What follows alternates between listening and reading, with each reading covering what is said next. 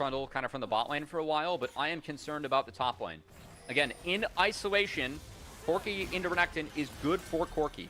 If there is intervention from Luminosity Gaming, things can get very bad for Corki very quickly because Renekton is such a strong champion early on, and if you get any sort of lead, you can kind of throw your weight into Corki, and Corki can't stop it. The only way that Corki can stop it is by farming it into the items that Corki needs to be at. So, would love to see Tomio really put focus on the top side early on to try and flip this matchup for Fake God, who did have a very big game 2 on the Yorick.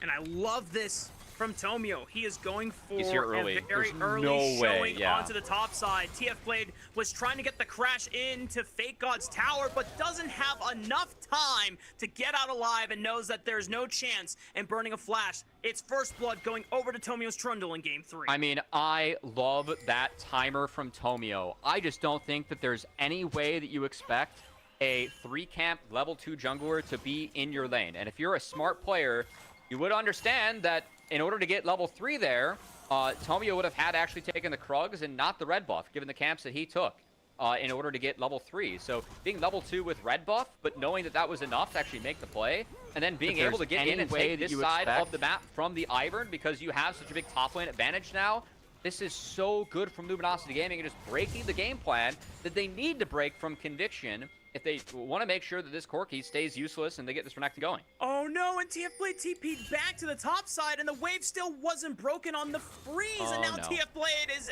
overextended. He has to wait to use the Valkyrie before the pillar, as he's able to at least get out alive. Decent damage back onto Tomio's Trundle, but now TF Blade is chunked. Thankfully for him, the wave is going to be crashing back into his tower. He could get dove if Fake God's able to ward and protect himself. I mean, Renekton is big enough that he might be able to get a dive off.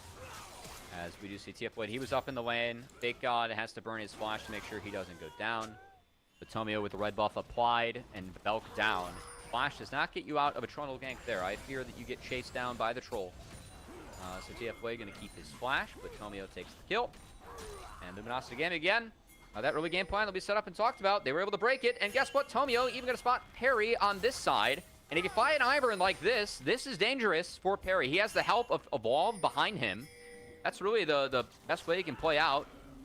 He has a flash.